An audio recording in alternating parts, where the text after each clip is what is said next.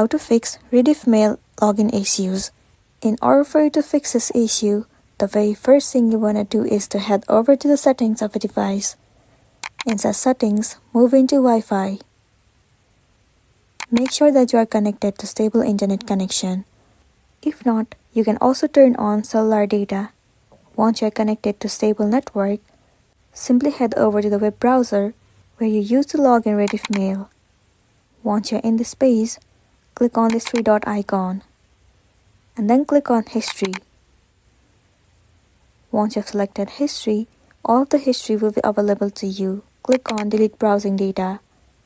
Select the time range. Select according to your need and then click on Delete Data. Once all the information has been deleted, move into the Rediffmail website again and then try logging into your account. Your issue should be fixed.